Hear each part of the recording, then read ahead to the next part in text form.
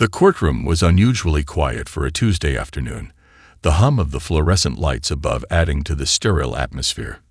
Judge James Connors sat at the bench, his expression stern and unreadable as he scanned through the paperwork in front of him. A man of routine, Connors had seen his fair share of traffic violations over the years. The cases were often mundane, a revolving door of minor offenses, but for some reason, this one felt different. Jasmine Clark stood before him, composed and confident, her back straight and shoulders squared. Her dark hair was pulled back into a neat bun, her black blazer sharp against her skin, and her eyes, though tired, held a certain strength. In her early 30s, she had faced countless challenges in her life, but today, she was facing something new. The charge was simple. She had run a red light.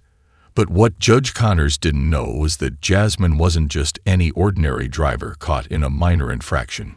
She was the woman behind some of the nation's most significant federal technology initiatives, responsible for overseeing cybersecurity projects, digital infrastructure upgrades, and innovative tech solutions aimed at protecting millions of citizens. She didn't look like the type to get caught up in something as trivial as a traffic ticket, and that's precisely the kind of assumption Judge Connors was making. Miss Clark, you're charged with running a red light at the intersection of 3rd and Maple. How do you plead? Judge Connors asked, his tone flat. Jasmine inhaled slowly before responding, her voice steady, but tinged with frustration. Guilty, Your Honor, but it wasn't intentional. There was an emergency situation, and I had to act quickly to avoid further danger. I can provide more details if needed. Connors didn't look up from his papers. Emergency situation or not, that doesn't absolve you from following the law. Running a red light is a violation, and there are consequences for that. His words felt final, his demeanor cold and distant. The subtle disapproval in his voice seemed to signal that Jasmine's explanation wasn't enough. I understand, Your Honor, Jasmine replied, her gaze unwavering. But inside, she was boiling with frustration. She had hoped for some understanding, perhaps even leniency, but the judge's dismissiveness made her feel as though she were just another face in the crowd, another black woman whose word held little weight in the eyes of authority. Judge Connors, seemingly unmoved, glanced at his papers once more, then delivered his verdict. You will pay a fine of $350. The court session is adjourned. Jasmine blinked, taken aback by the severity of the penalty. She stood there for a moment, unsure whether to speak or walk out. The courtroom felt colder now, the weight of the decision pressing down on her chest. How many times had she experienced this? A system that saw her only for the color of her skin or the title she held, not the person she was or the real story she had to tell. As she exited the courtroom, Jasmine's mind raced. The fine wasn't just a financial burden. It was a reminder of the biases that still lingered, even in the most mundane of encounters. Jasmine sat at her desk in her office in Washington, D.C., staring at the fine notice on her screen. The city outside her window bustled with energy, but inside her space, everything felt still. The $350 fine was more than just a financial penalty. It was a symbol of the frustrating reality she often faced, a world that seemed to assume her incompetence before giving her a chance to prove otherwise. She leaned back in her chair, closing her eyes for a moment. The case felt trivial, an everyday mistake, really. But the more she thought about it, the more it stung. Judge Connors had made his decision based on a few minutes of interaction, assuming her guilt without even considering the context of her actions. That was something she had dealt with all her life. Assumptions, whether it was in the courtroom or in the boardrooms where she negotiated high-level government contracts, people often saw her as an outsider, an anomaly, rather than the expert she truly was. Her phone buzzed, snapping her from her thoughts. It was a message from her assistant, Claire. Big meeting tomorrow with the cybersecurity team. Need you to sign off on the new project plans. Jasmine's mind immediately shifted gears. The fine would have to wait. In her role as the head of several critical federal technology initiatives, every second of her day was accounted for. She had teams to manage, policies to approve, and technology systems to safeguard against cyber threats. Today, she was responsible for overseeing national infrastructure projects worth billions of dollars, projects that protected millions of Americans from emerging threats. And yet, here she was, still battling the small, often invisible battles of racism and prejudice that crept into every corner of her life. The fine didn't just sting because of the money. It was another reminder that, no matter how successful or accomplished she was still seen by many as other, still treated like someone who had to prove her worth. It was a truth she had come to accept, but that didn't make it easier. She sighed, sitting up straighter. Focus, Jasmine, she told herself. There was no time to dwell on the past, no time to get caught up in emotions. Tomorrow's meeting would be intense, and she had to be sharp. Her team relied on her leadership to push forward in a world where technology was changing faster than anyone could keep up. The stakes were high. There were lives at risk if their security systems failed. That reality kept her grounded, always moving forward, even when it felt like the world was pushing against her. But for now, the fine loomed over her, a small reminder of how easy it was for people to make quick judgments, without ever taking the time to understand the bigger picture. Judge James Connors sat back in his worn leather chair, his fingers lightly tapping on the desk. He hadn't been able to stop thinking about Jasmine Clark since the court session 2 days ago. The more he reflected on the case, the more uneasy he felt. In his decades of presiding over traffic violations, he had seen plenty of minor infractions. People making excuses, trying to get out of paying fines. But something about her had stuck with him. There was something about the way Jasmine had spoken, calm and collected, despite the frustration in her eyes. She hadn't pleaded with him for leniency. She had simply stated the facts. The nagging thought lingered in his mind. Who was she, really? Connors wasn't the kind of judge to get distracted by personal curiosities, but he couldn't shake the feeling that he had misjudged her. When he had passed down the fine, it was based purely on the assumption that she was just another person trying to get out of a traffic violation. But now, learning about her role in federal initiatives, he started questioning his decision. He leaned over and tapped a few keys on his computer, searching her name. Jasmine Clark. He didn't expect much, perhaps a mention or two in local news about her traffic violation. But what he found instead shocked him. The search results were filled with headlines about her leadership in the federal government. Jasmine Clark to lead National Cybersecurity Initiative. Federal tech leader aims to modernize U.S. infrastructure. A few more clicks and he learned that she wasn't just a government employee. She was responsible for some of the nation's most important technology projects. Projects focused on securing data, preventing cyber attacks, and ensuring that national systems could withstand the rapid pace of technological change. Connors leaned back in his chair, eyes widening as the gravity of the situation sank in. This woman he had so easily dismissed in court, was one of the brightest minds in her field. She wasn't just some driver caught in a minor legal snafu. She was managing the very infrastructure that protected the country. A knot formed in his stomach as he thought about his decision. The fine had been so trivial compared to the magnitude of her work, yet he had treated her like any other defendant. Worse still, he realized, he hadn't even given her the benefit of the doubt. He sat for a long while in silence, pondering what to do next. It wasn't like him to second-guess himself, but this wasn't just any case.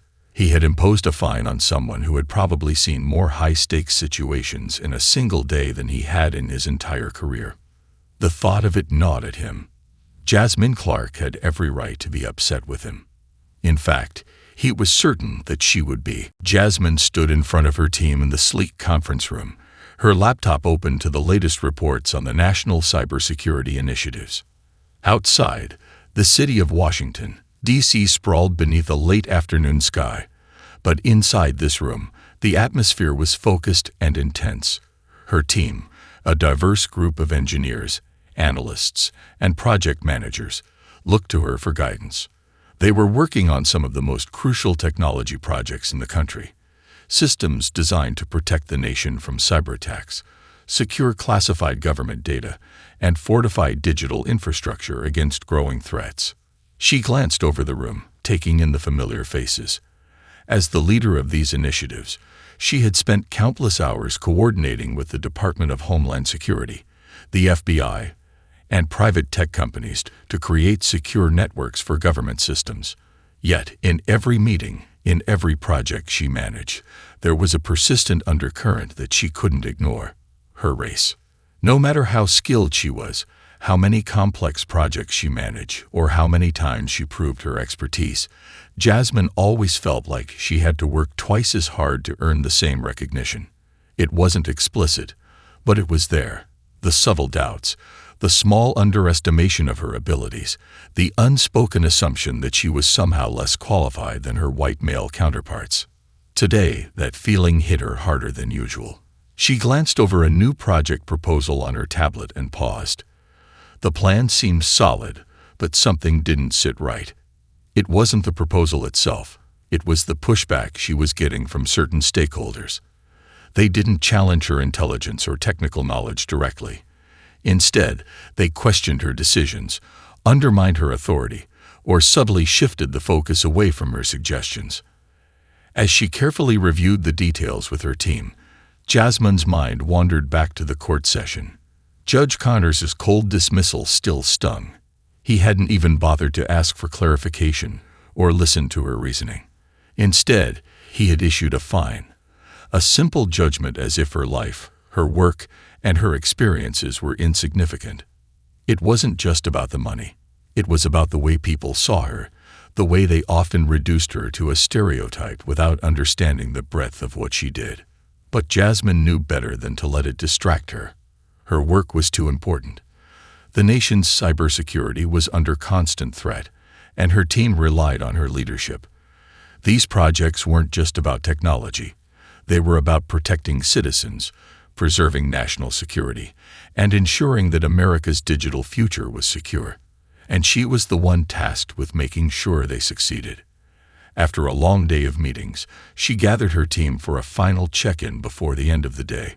"We've got a lot of work ahead of us, but I know we're all up to the challenge," she said, her voice strong and steady. Her team nodded, their trust in her clear. In this room, in this moment, Jasmine knew she had their respect. Outside these walls, the world might see her differently, but here, she was in control.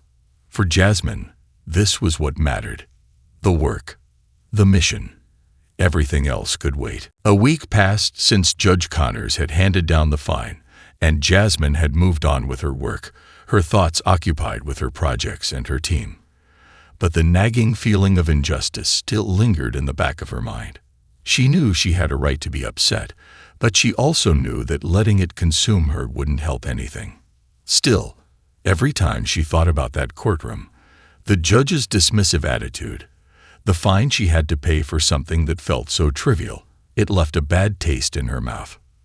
Then, one morning, out of the blue, a call came through on her office line. The number was unfamiliar, but the voice on the other end was one she instantly recognized. "Miss Clark, this is Judge Connors. I was hoping we could meet. I owe you an apology." Jasmine sat up straight in her chair, her grip tightening on the phone. Her initial reaction was one of skepticism. An apology? What was this about? After everything that had happened, she hadn't expected a judge, a person she barely knew, who had made a snap judgment based on his own biases, to reach out. "I'm listening," she replied cautiously. There was a pause on the other end, as if Connors was choosing his words carefully. "I've been thinking a lot about your case, the decision I made, the fine I imposed. I didn't fully understand who you were or what you did. I made an assumption, and I deeply regret it. I'd like to explain in person, if you're willing to meet." Jasmine hesitated. She could feel the tension building in her chest. She had no doubt that Connors was sincere, but what was his motivation? Was this just an attempt to clear his conscience, or did he genuinely want to understand the impact of his actions? "All right," she said finally. "Let's meet. Tomorrow, 10 a.m. at the courthouse. The next day, Jasmine stood in the familiar courtroom, the setting cold and formal as usual. She had expected to walk in, face him, and exchange some polite words before moving on with her life. But when Judge Connors appeared, he wasn't standing behind his bench as usual. He was seated across from her, his expression somber. "Thank you for meeting with me," Connors began, his voice quieter than before. "I've spent a lot of time thinking about how I treated you. I made a snap judgment based on limited information, and I'm ashamed of that. You are not just a person in my courtroom, Miss Clark. You are someone doing vital work for this country, and I failed to see that." Jasmine studied him for a moment, the words hanging in the air. The sincerity in his voice was clear, but she had learned not to let apologies smooth over the larger issues. "Thank you for your words, Judge, but actions speak louder than words." Connors nodded, understanding. "I know, and I'm willing to do whatever I can to make this right." Jasmine gave a small nod. Maybe this was the beginning of something. Not just for her, but for the way people viewed each other, the way biases could be challenged and changed. The conversation between Judge Connors and Jasmine had stayed with her long after she left the courthouse. There was something powerful about his genuine apology, yet Jasmine knew that this wasn't a solution, only the first step.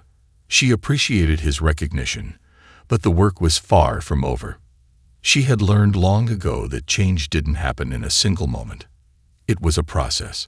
Still, she couldn't shake the feeling that this small exchange had shifted something within her, perhaps even in him. But what neither of them could have anticipated was how quickly their interaction would ripple out into the world. 2 days later, Jasmine's phone buzzed relentlessly with notifications. News outlets, both local and national, were reporting on the incident. The story had taken an unexpected turn. Headlines like "Judge apologizes to federal tech leader after racially biased fine," and "White judge admits mistake in traffic case involving black woman leading national cybersecurity initiatives" spread across social media platforms. The attention was intense, more intense than she'd expected. At first, Jasmine was taken aback. She hadn't sought the spotlight. She had only wanted to handle the situation in a quiet, dignified way. But now, it seemed, her case had turned into a symbol of something larger, a reflection of the broader, systemic issues around race, power, and prejudice that still ran deep in everyday life. The headlines, though, felt like a double-edged sword. On one hand, they gave her a platform to speak about inequality.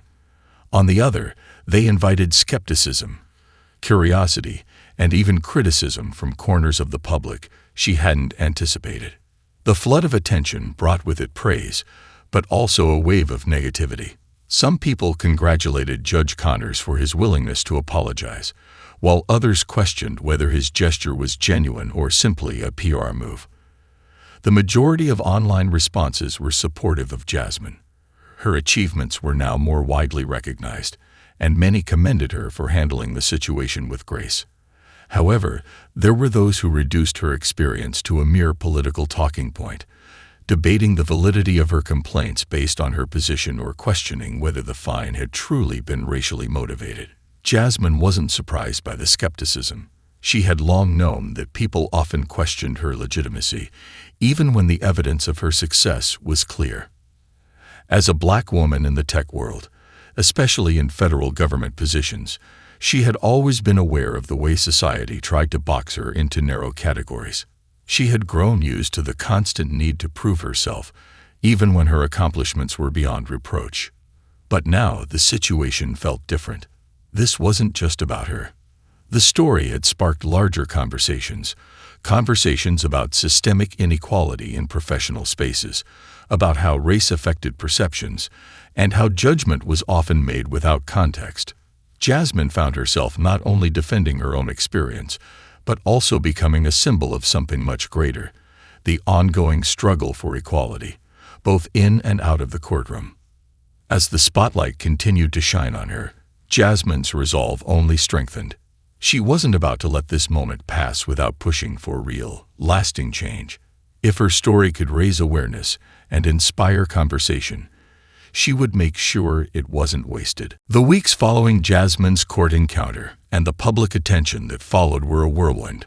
What had started as a minor traffic violation had become a pivotal moment in a larger conversation about race, power, and professional achievement.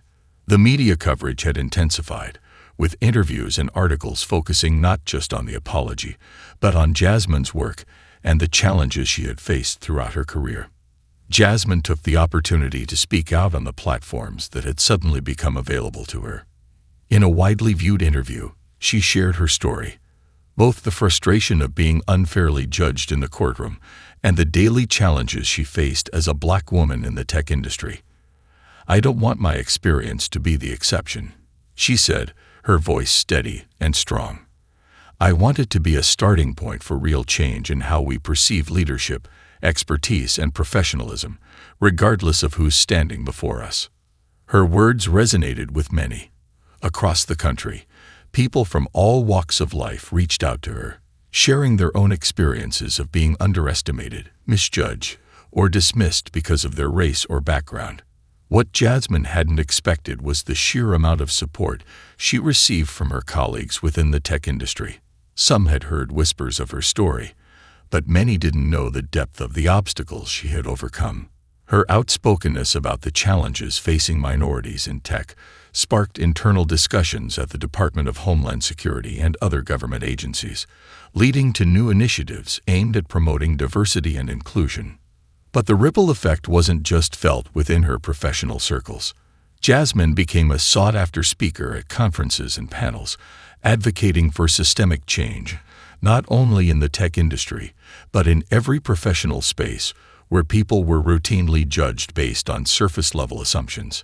She began leading workshops on bias training for companies and institutions, working to change the very fabric of how people engage with one another in the workplace. Even Judge Connors, who had originally imposed the fine, became part of this larger conversation. In an interview on a popular morning show, he publicly spoke about the mistake he had made, explaining that his biases had clouded his judgment and that he had learned a great deal from his interaction with Jasmine. "I've been part of the system that perpetuates these biases, and I'm working to do better," he said. "It's a journey, but the first step is recognizing our own blind spots." Jasmine heard the judge's words, and while they didn't erase the pain of her experience, they signaled a shift. He wasn't just apologizing for his actions, he was committing to self-reflection, which was more than most people did when confronted with their own prejudice. Jasmine didn't expect miracles, but she did see small, tangible changes beginning to take root. People were listening. Conversations were happening. The groundwork for a future where biases, both subtle and overt, could be addressed and dismantled was starting to take shape. For Jasmine, that was enough to keep pushing forward. She wasn't just leading the charge in federal cybersecurity anymore. She was leading a charge for greater equality and understanding in every space she entered. The work was just beginning. Months passed, and the world that had once seemed so distant from her struggles now felt closer, more connected by the conversations, the change, and the momentum Jasmine had sparked. The public's awareness of her story had grown, and with it, so had her role as a voice for systemic change. She had turned a personal moment of frustration into an opportunity to influence policy, culture, and perceptions in a profound way. One crisp autumn morning, Jasmine found herself in a meeting at the White House, surrounded by key figures from the Department of Homeland Security, tech industry leaders, and diversity advocates. The goal: to create a national task force focused on improving diversity and inclusion within government and technology sectors. The task force would aim not just to increase representation, but to overhaul recruitment, retention, and leadership pipelines for underrepresented groups in both fields. It was a monumental step forward, one that Jasmine had been pushing for since she first began to feel the weight of being the only one in the room who looked like her. "This is how we change things," Jasmine said, her voice firm, as she addressed the room. "We create systems that uplift, support, and elevate people from all walks of life, regardless of race, gender, or background." We set standards not only for who gets to lead, but for how they lead and the structures they work within. If we want to innovate, we need everyone at the table. The task force became a reality soon after. Jasmine was appointed as its leader, tasked with driving its initiatives forward. The work was both challenging and inspiring, but Jasmine approached it with the same determination she had applied to every project she had ever undertaken. The journey was long, but she was building something lasting. Her efforts, however, didn't just stop at policy changes.